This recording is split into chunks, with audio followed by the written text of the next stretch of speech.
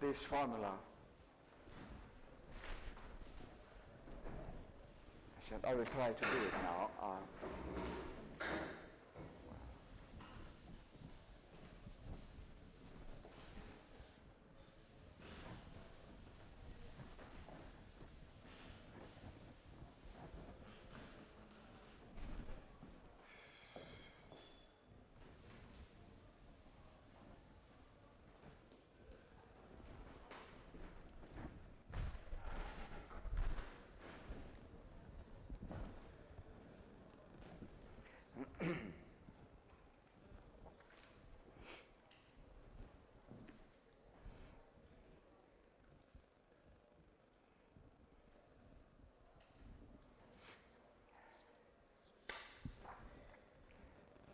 Yes.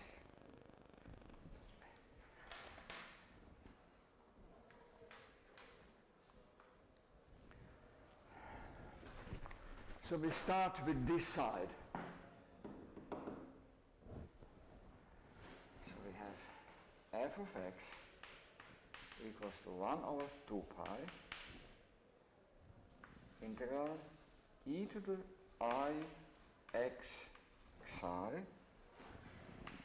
f hat of psi d psi. That's the definition. So now I go to polar coordinates. That means we will have x1 be equal to sigma cos phi and x2 sigma sin phi. That will give us 1 over 2 pi integral 1 to 2 pi d phi integral from 0 to infinity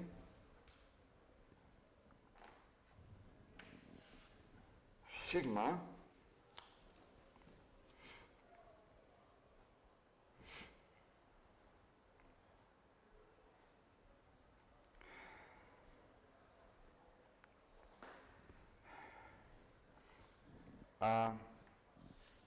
e to, well, no, what's x psi?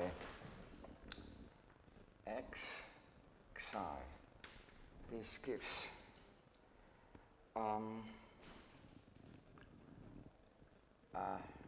sigma x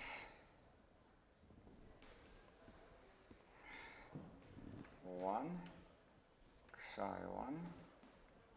Oh no, sigma x1 cos phi plus sigma x2 sin phi. We have to compute this.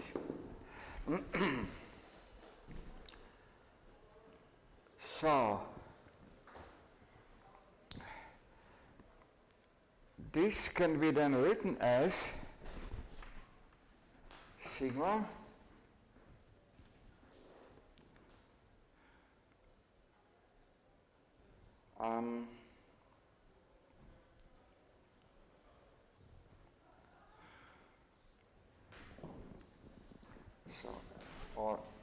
also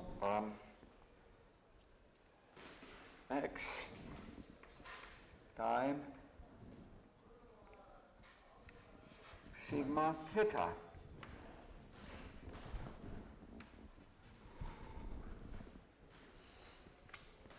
This is also an expression for psi in polar coordinates.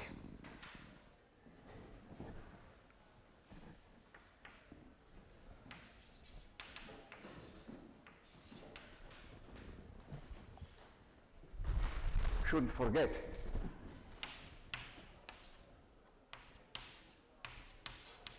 Theta.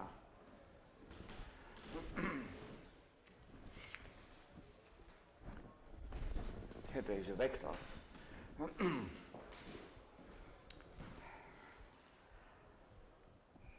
Yes, so we have e2 ix multiplying, scalar multiplying sigma theta f hat x times sigma theta.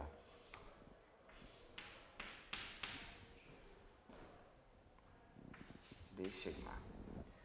But now comes a small catch. In computing Fouriers, it's good to have integral stretched from minus to plus infinity, and not just from 0 to infinity. Well, I can do this here.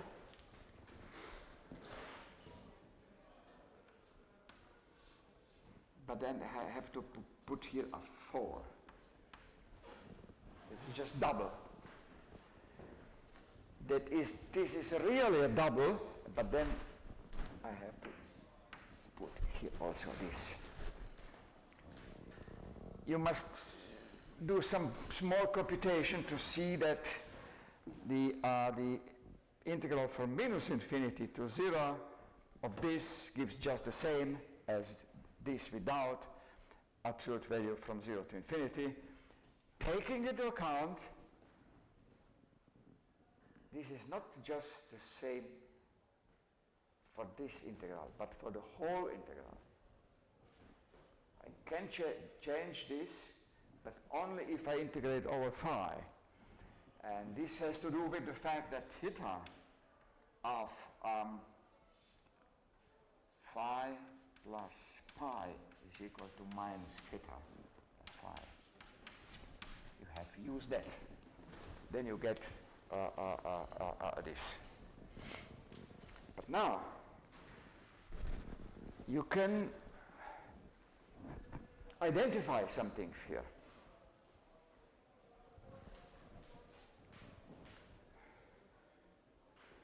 This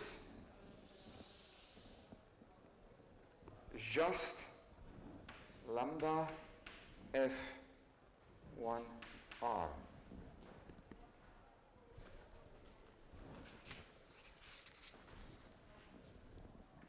On f taken on phi and sigma theta taken at I and sigma theta, yes.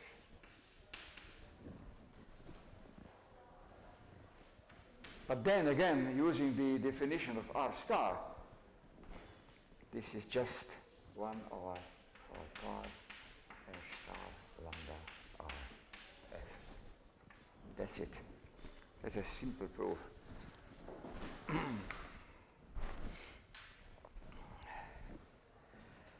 There are more such formulae. I will not derive them, but just list. One more formula is this one. 1 over 5 pi r star lambda squared is equal to lambda.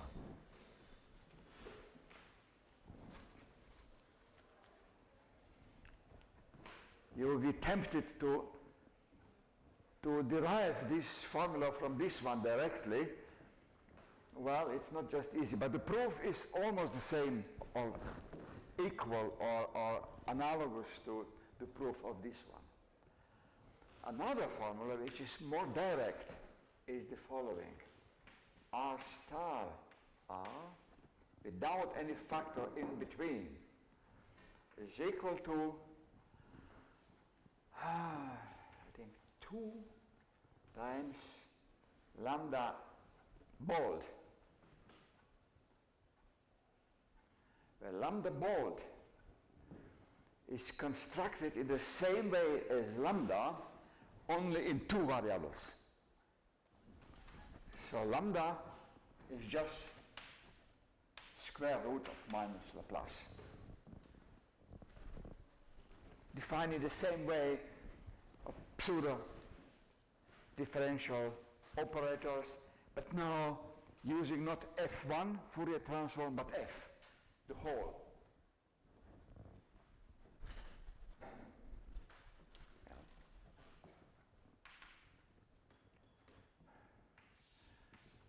This I will leave for you to prove.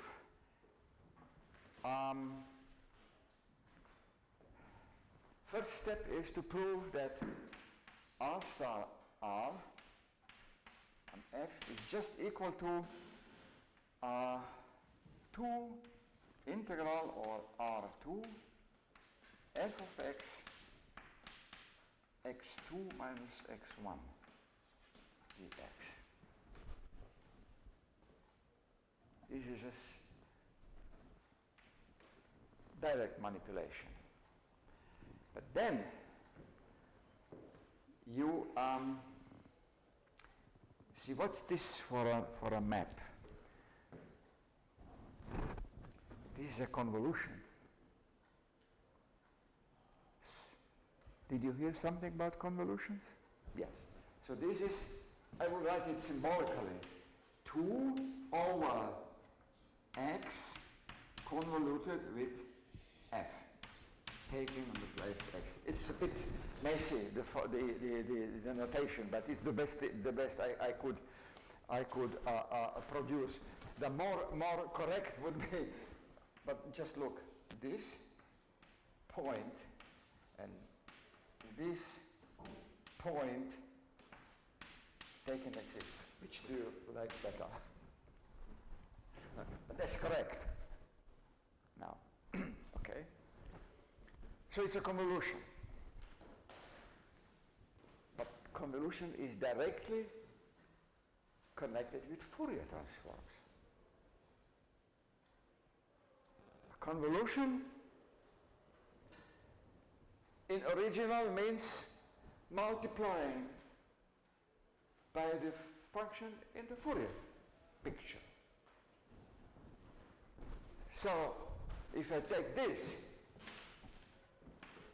then this must be then 1 over x or psi. Well, 1 over psi f hat of psi. This is x, this is psi, it is a map. I know it's messy, but you know what I mean. So the question is now, compute the Fourier transform of this. That is one more. You have to make the Fourier transform of this function.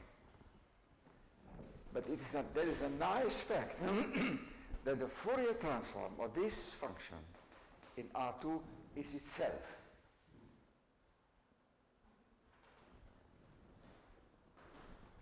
Not in R1, not in R3, but in R2. And let me derive this fact for you. Because it shows how should you manipulate Fourier transforms practically.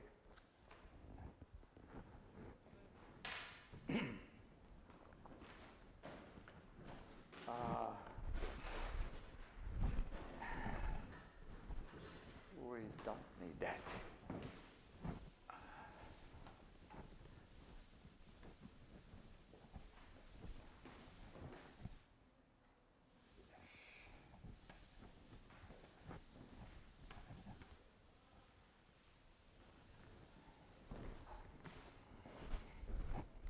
Well, so what we have to compute. What's the Fourier transform? 1 over 2 pi, it's the formal definition. Integral over R e to the minus x ex psi of what? 1 over psi. The 1 over x dx. That has to be computed. Well, but this function is not L1. It's not integrable. So this integral doesn't exist as it stays. So we have to look at the Fourier transform of this function in a broader sense as a distribution.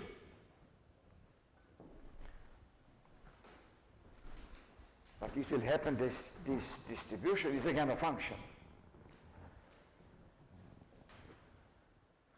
So what's the way to compute it? The way to compute it is to replace it by another function, e to the minus alpha x with alpha greater than 0. That's another function. But now this is integrable. And what is important, as alpha goes to 0, then it approximates the original function.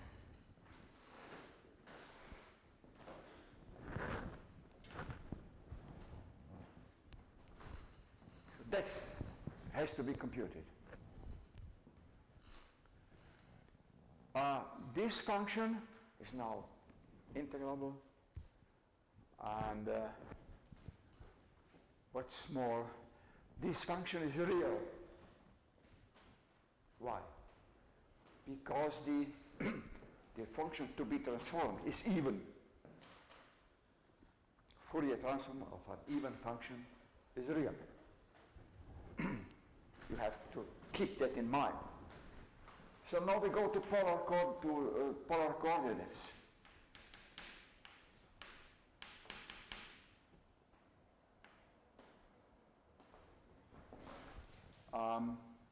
X is equal x1 r cos phi, x2 is equal to r sin phi.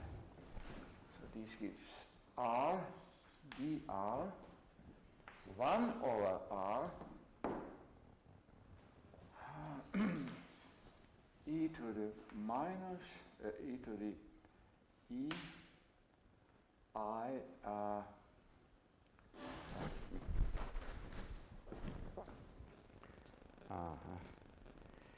yes minus I r x1 cos phi plus x2 sin phi.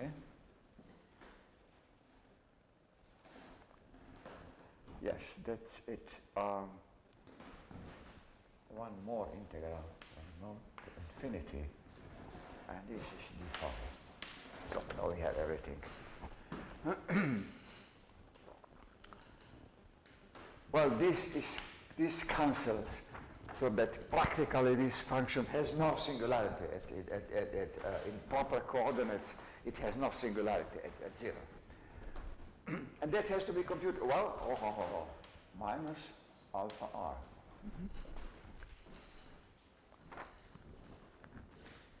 Keeping in mind that the function must be real.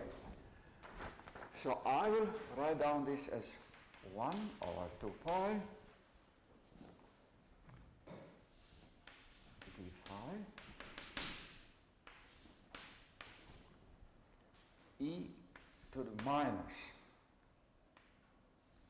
zr izr minus alpha r dr, where z is the shorthand for psi 1 cos phi plus psi 2 sin phi, which can be written as psi absolute value cos phi minus some phi 0.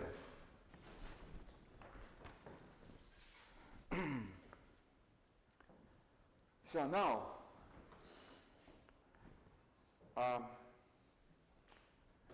this now can be directly integrated.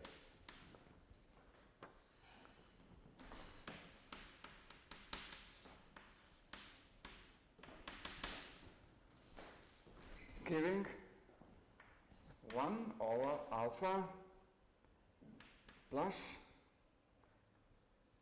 I z.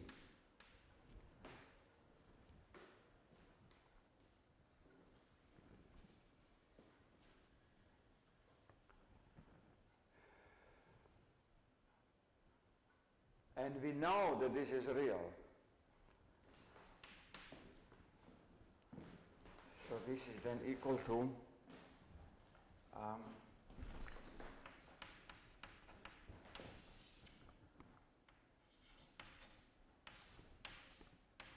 minus v alpha squared plus v squared.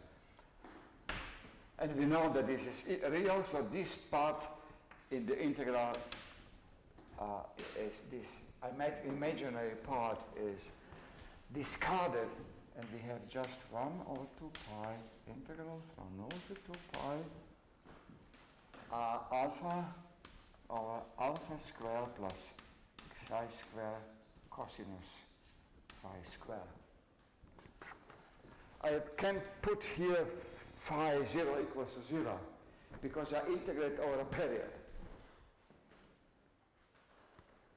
So if you integrate a periodic function over any period, it gives the same integral.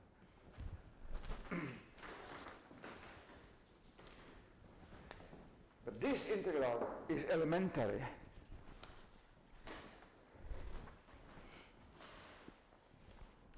As I was a student, then we were not allowed to look into tables for that integral. We had to derive it on the spot. There are some techniques how to do it. But I will not do it myself here. The integral is elementary, and it's equals to pi. So all what we have is equal then, so it is equal to times a factor, 1 over 2 pi, 1 over square root alpha squared plus square.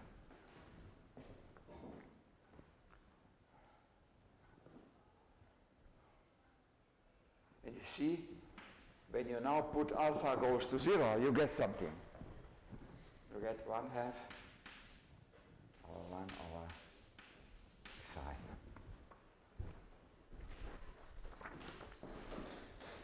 This is the way how we call this parametrization or something like that. It is a technique used to compute explicit integrals of functions, Fourier integrals of functions which are not integrable themselves.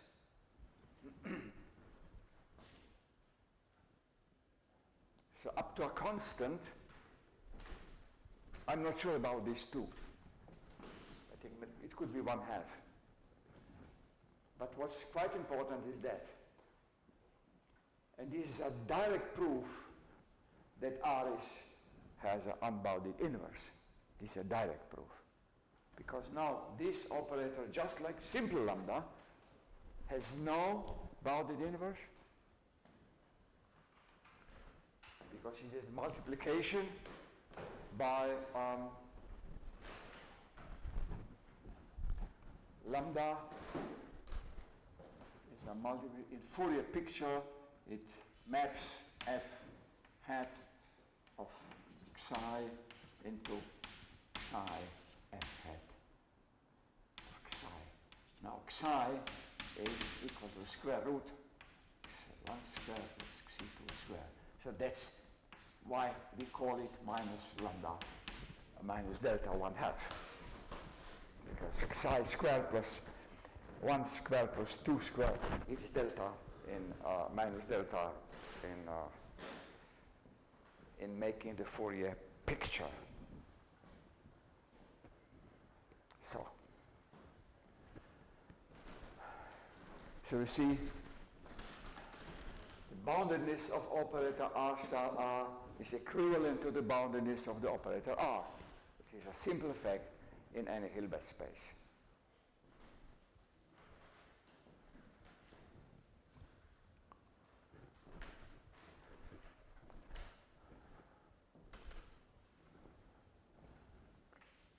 And it also somehow shows the nice interplay between the Fourier transform and Radon transform. And then you can see that there must be more in it, and there is.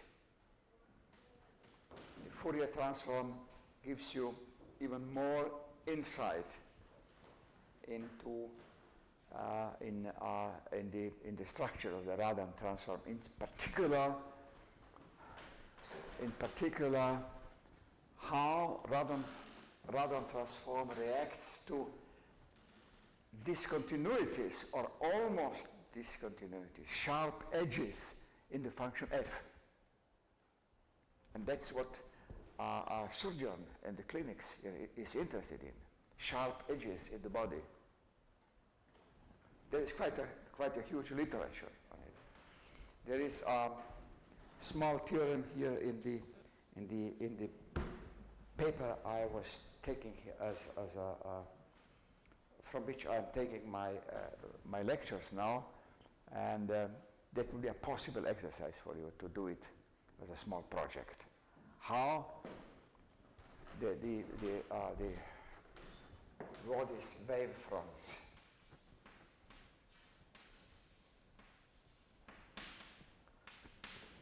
how to characterize in the Fourier picture functions which have sharp edges and so on. So this, again, an analysis with the Fourier transform. Yes.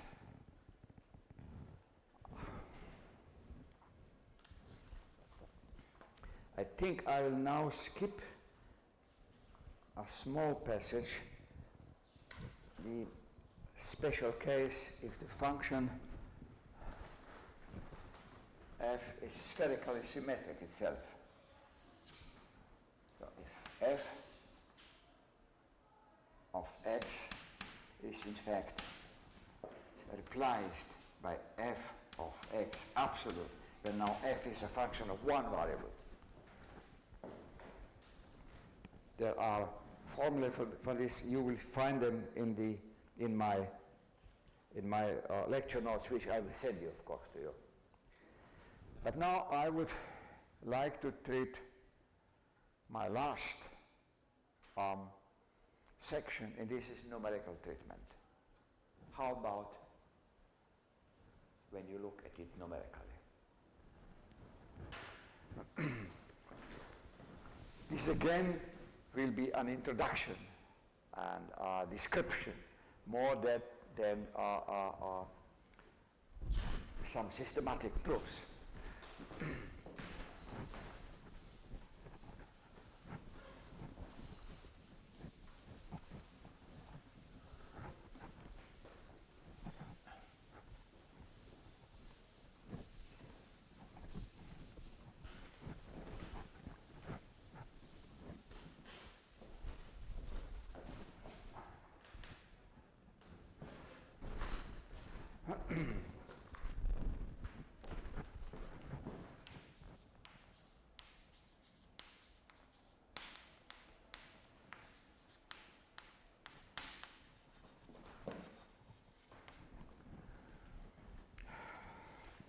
Well, whenever you treat a differential or integral equation numerically, then some picture like this comes into play.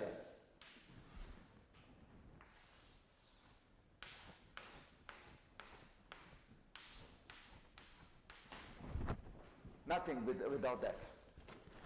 So what that means? We will first assume that our function vanishes outside of this square.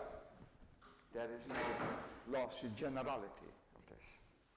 Next, we will assume that our function f is piecewise constant. That means we will approximate our true f by such functions f which are piecewise constant.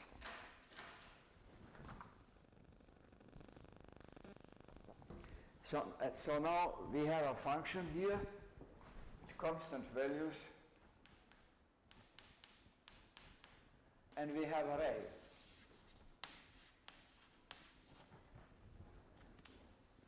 And we have to compute the integral So what we do, we have to sum up the contributions of the cells which are touched by the ray.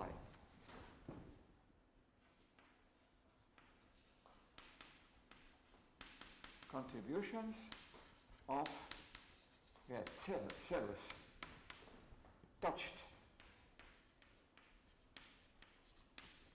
by the ray.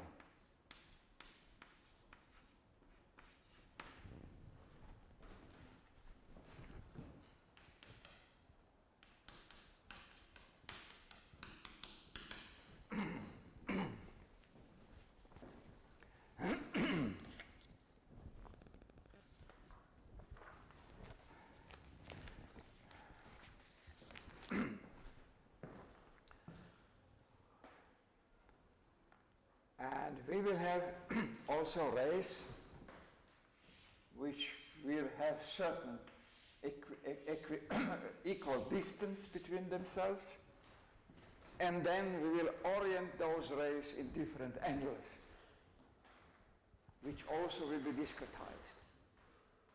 So we have done a map from discrete to discrete. The map is linear, so there should be a matrix around there. And let's look which matrix we get out of it.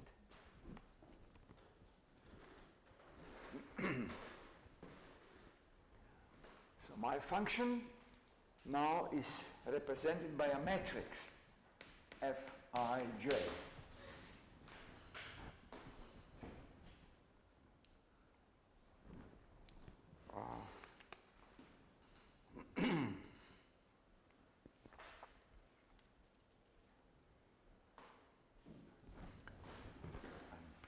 N times N matrix.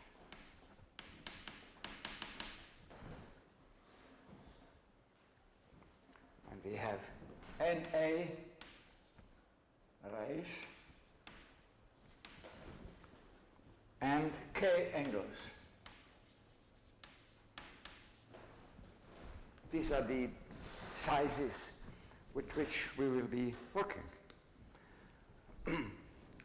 So now my integral f ds will now be equal to sum over ij a hat ij fij. Well, a hat ij is equal to 0 or dij jk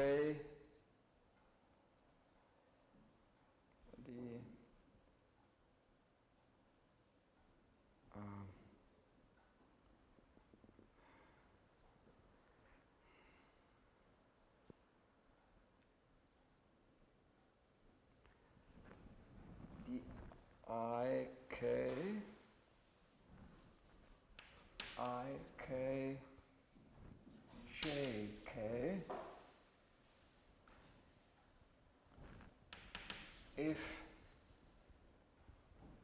I is equal to ik and j is equal to jk. Well, those indices denote the touched cells. Otherwise, these matrices are zero. That's simple.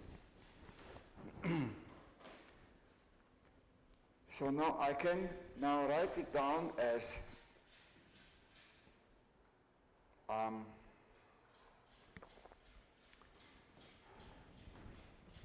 sum over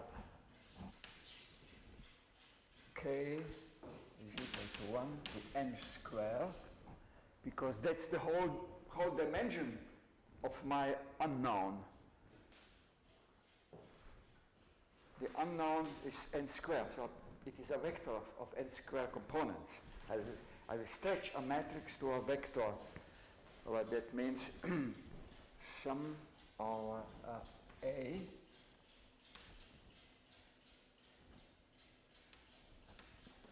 k xk, where x is equal to function vector of f. And this is done also for any array. So I have to put here this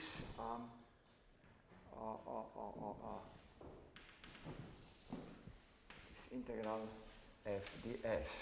Now this is done not just for one array, but for many of them. And this is then the ith ray and the ith element here, where I now goes from 0, from 1 to what? To k times na. That's the number of all rays.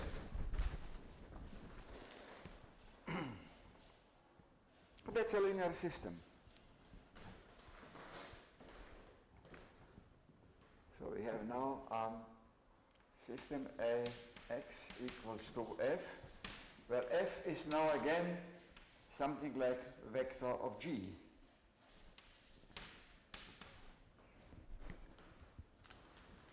G is also now a discrete matrix.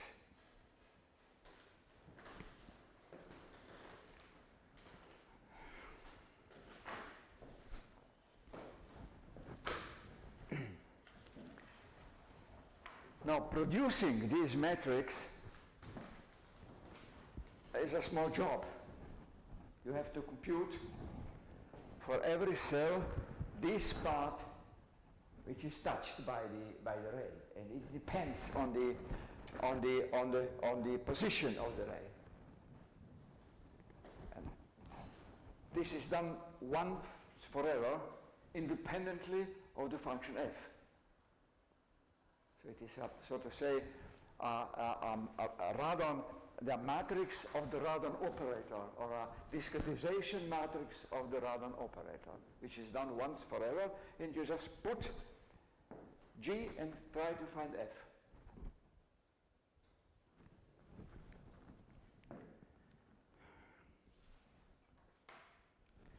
Now, I will now try to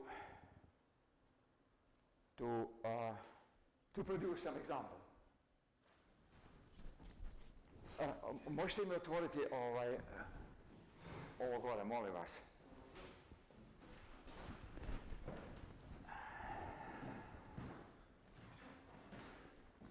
Malo da vidimo.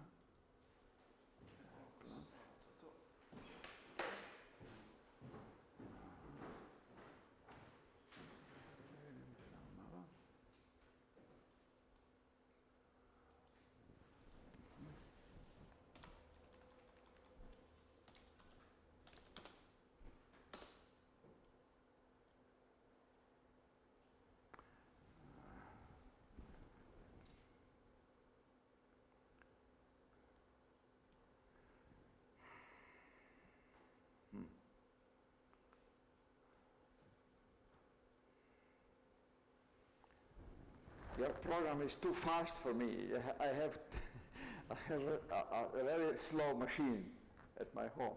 So when I make a pause, then it takes some seconds. But here everything is finished. So, well, let's try. We have three pictures of a body. One of them will be the original function f, that means x, the original picture. Then I will compute the radon transform of it. That's easy. And then I will try to find the inverse of it. And look what happens. I should reconstruct the same picture you would expect. And now, let's look what happens.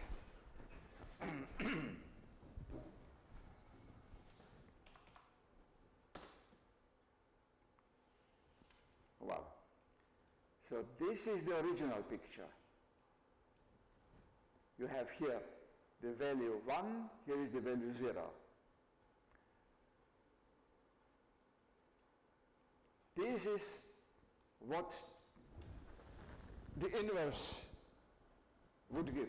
Solving linear system, almost no result. And then it is a sort which I call regularized information out of this.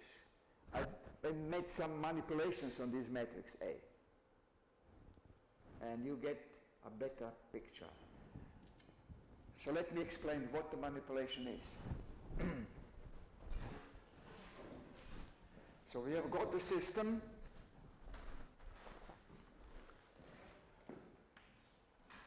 which is here. This system need not have the same number of variables as equations. For example, it can have more equations than variables. So it is in principle not solvable. Or it is just very, almost singular. Well, I can show you here, since I did it, we have a matrix A, a big one. Let's look for the singular values of this matrix. This is an information of how singular it is. Our matrix is called A. So I will look for SVD of A.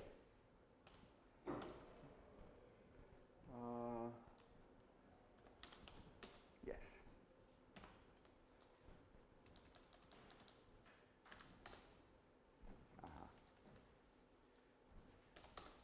Okay, so what is S?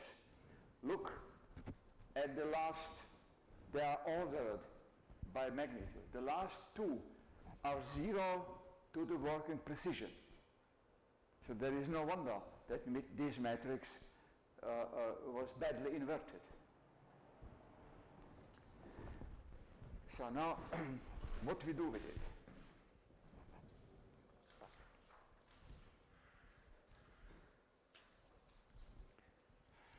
The trick is a big idea, in fact. So we look, in general, not for this, but for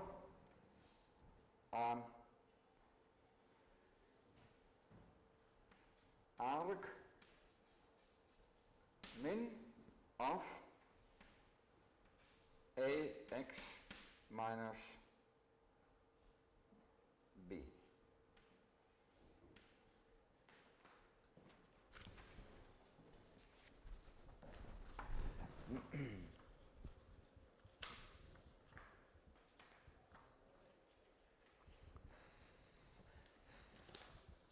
Yes.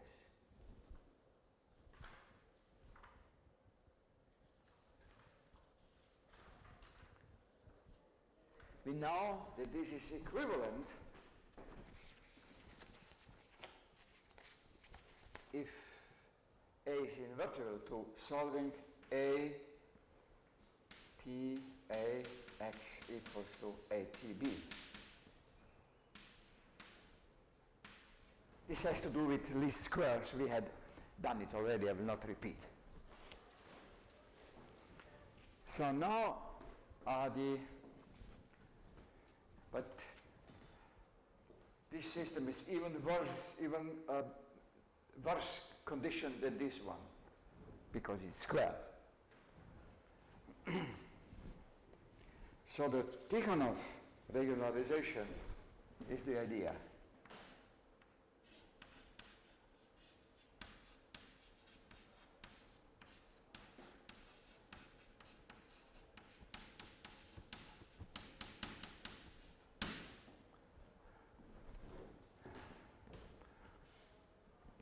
It consists in replacing this system just by adding some which makes the matrix less singular.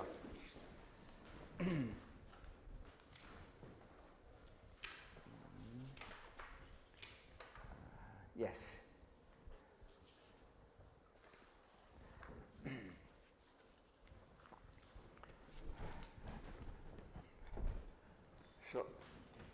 Tikhonov replaces this problem by argmin of a lambda f minus a lambda x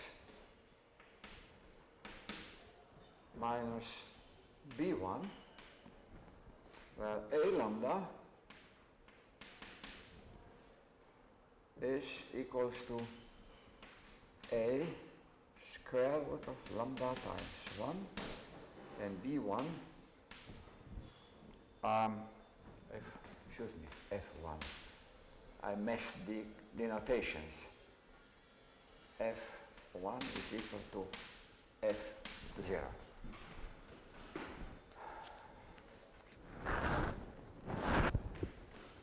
Now this, when lambda is positive, this now has a bona fide solution, and this is equivalent to solving the following system. ATA plus lambda I f equals to x equals to b, to ATB.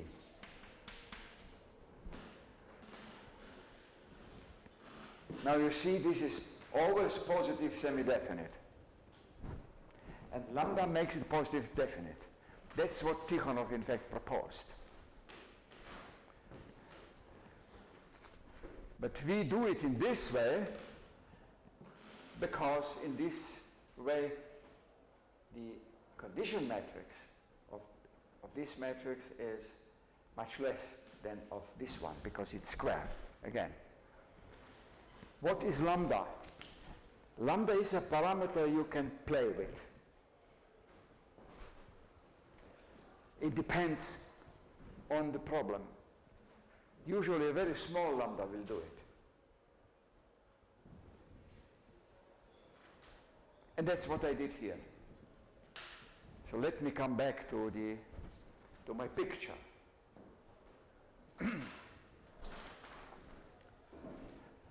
What we don't know at present is why this should be so good as on the picture. That's now unclear. But it seems to work. Let's make one more example. I had here the discretization of 20 times 20. So I will take now 40 times 40 to make a more refined picture. I have first to create the matrix. Yes, so before it was dimension 20, now I put it 40. Well, you see it says, the matrix is singular to machine precision. That's what Octave tells you. And now we take some lambda, something like that. Take some time to compute, because now it is 800 times 800 matrix to invert. It's now let's plot it now.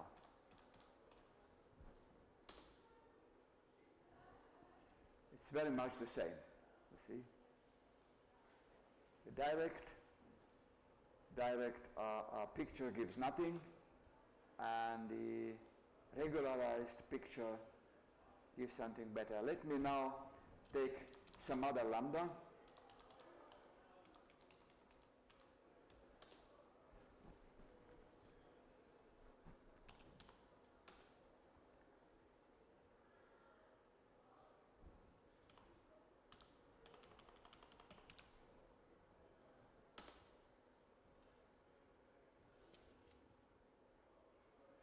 Okay.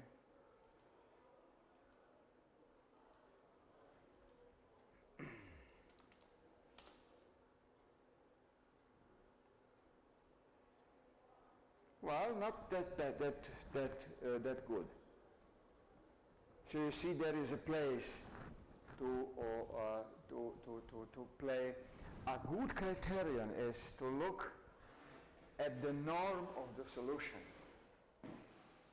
If the norm is very large, then the lambda is not good. So you can, because now here we can compare our solution with the original. In the practice, you cannot do that. You have just a picture and not the original.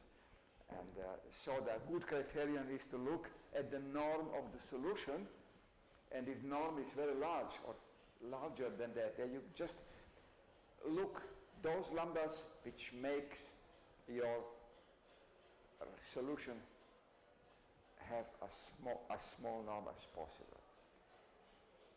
That's also a heuristic rule, which I will try to justify now in justifying the Tikhonov method itself.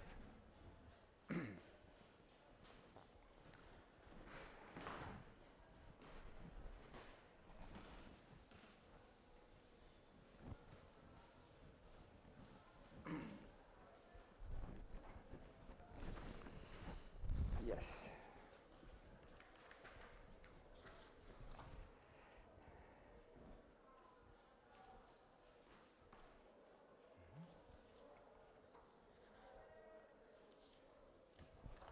So we start with our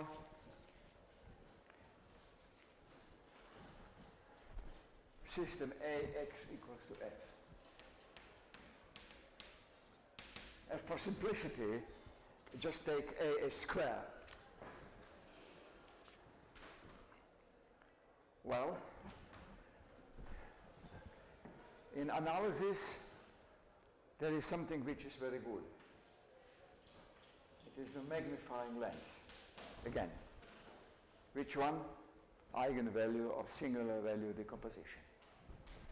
So we do the singular value decomposition of A, V sigma ut, where V and U are orthogonal matrices, and sigma is diagonal.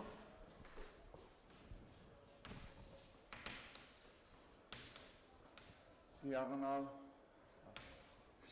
sigma 1 to sigma or n. Well, probably n squared, if we keep our dimensions here. All of them are positive. There is no loss in generality to take them all as positive. They choose can be, computing error can take any zero to something very small. So no loss in generality. So now I have to solve the system V sigma ut x equals to F, or sigma ut x equals to VTF. Now call this Y and call this G. Then I have equivalent to solve the problem sigma Y equals to G. That means sigma I yi equals to gi. It's just a multiplication now. With the solution, yi equals to gi or sigma I. And now is the heart of the problem. You will have some sigma i's which are almost zero. So if the system has a reasonable solution, then those gi also should be small. Otherwise you will get something completely large.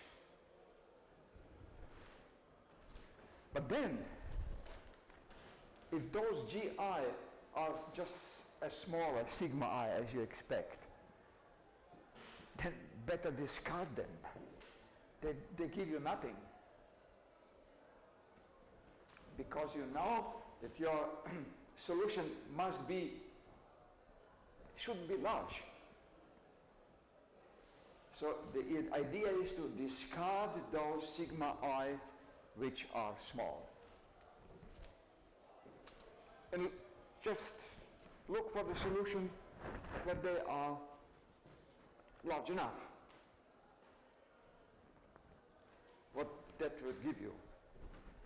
Well, this means that x is equal to uy equals to some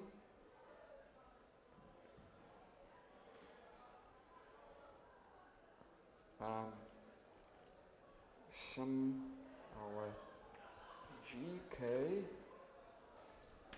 sigma k uk, where uk are the columns of the matrix UH. These are unit vectors. That's the true solution. But now I skip those by some sigma prime, gk sigma k uk. Well, no gk, but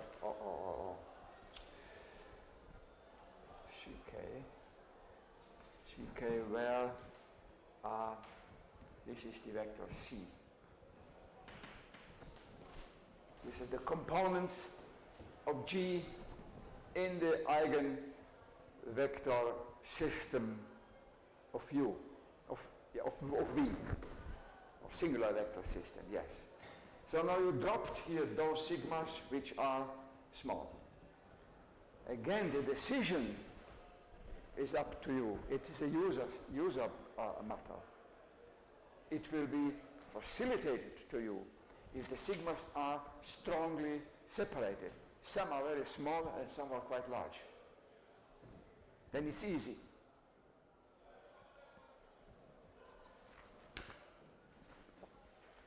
So now you can do it practically. You make this singular value decomposition, you throw those which are unwanted, and you get an approximate solution. You can do it also on my example, and look what happens. But now we would like to know what in this picture can be said about Tikhonov regularization. How those two are connected. Because Tikhonov is nice, it's automatic. You don't need to solve for singular values. So, now, I need some more place for that.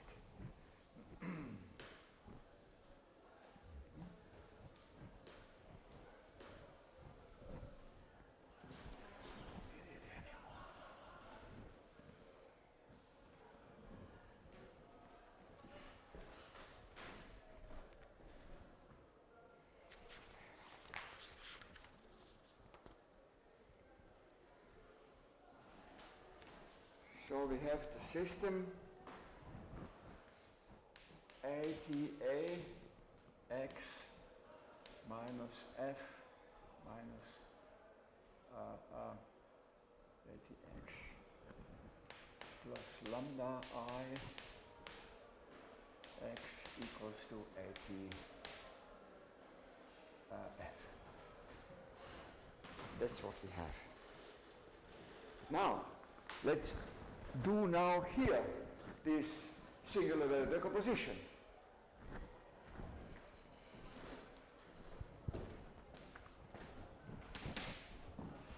What's ATA? That's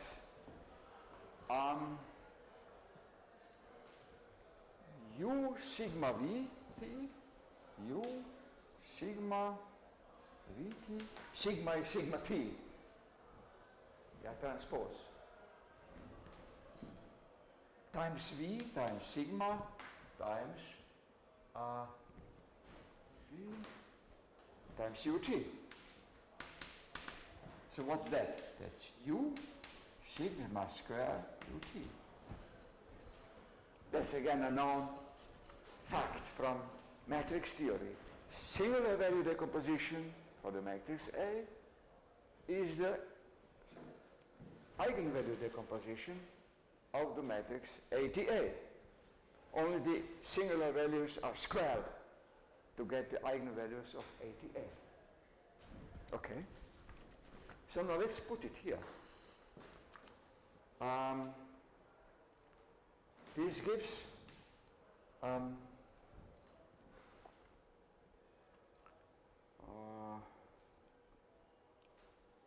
V. Yes. This gives V sigma square. No. Sigma square plus lambda y is equal to V sigma C. Now, in components, this gives now x equals to uy equals to sum over k ck sigma k over sigma k squared plus lambda. That's what uk. Now instead of 1 over sigma k here,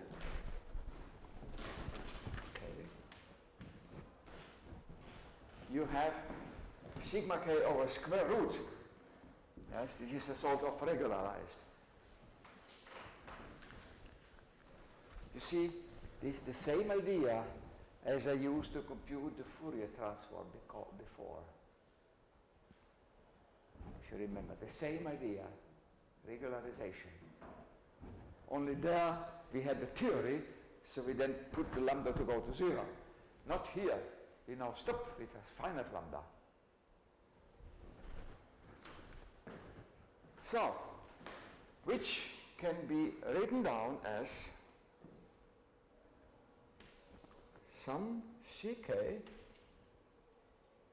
over sigma k times a function h of sigma k. The function h is called the damping function, which is in this case sigma square over sigma square plus lambda. Damping function.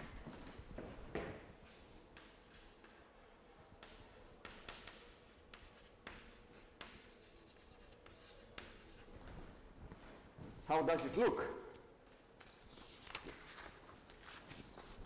The graph of this function, h, is something like that.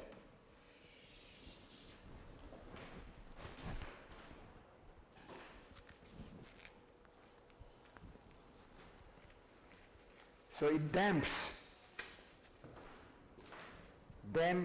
the factor 1 over sigma.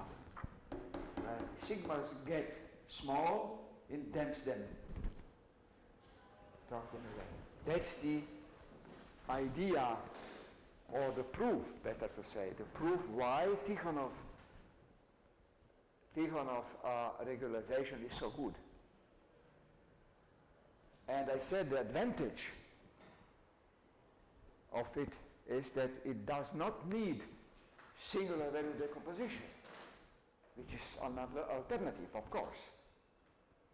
But you may have quite big systems with millions of unknowns, and to do the singular value decomposition there is quite prohibitive. Apart from the fact that those matrices which you have here will be sparse. You see, in doing that,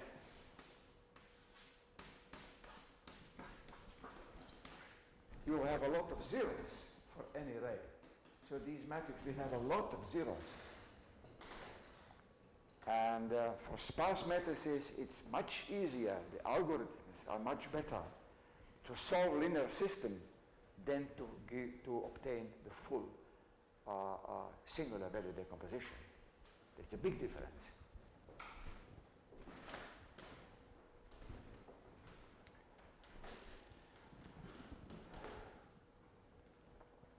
So you see our experiments were in harmony with our theory that the radon transform has no bounded inverse.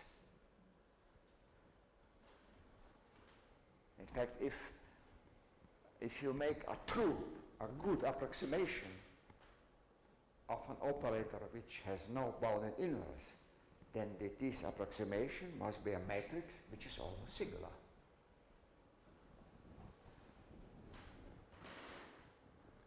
So,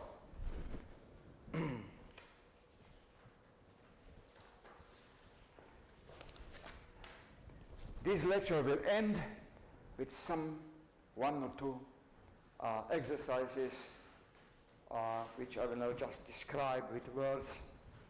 You will be asked to look in my programs which I produced here and to play with them, to make some modifications. I had my program which computed this matrix A was such that the rays were equidistant and the directions were made by random procedure. You will be asked to change this into some equidistant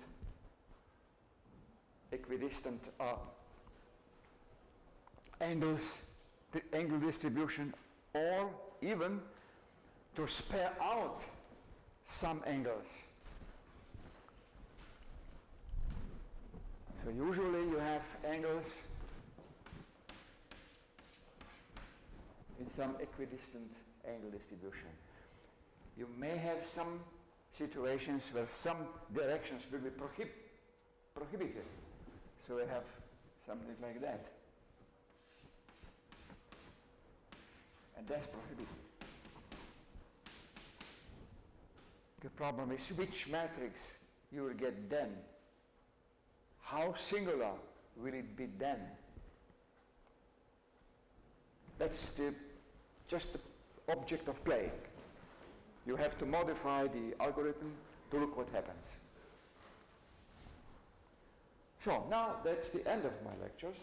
And I hope you will have some good time to work them out. The most work would be, you will be asked to read those parts of the lectures mostly which will be covered by your exercises. That's normal.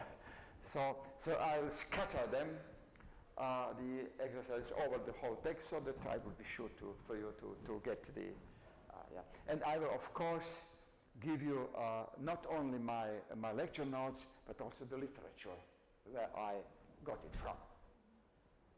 So that, so you'll have both your written notes, what I have said, you can look it after, and my notes.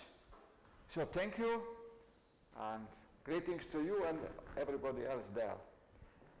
Yes. Can I still have the people in Osijek, or are they away? Zoom. I'm here. Okay.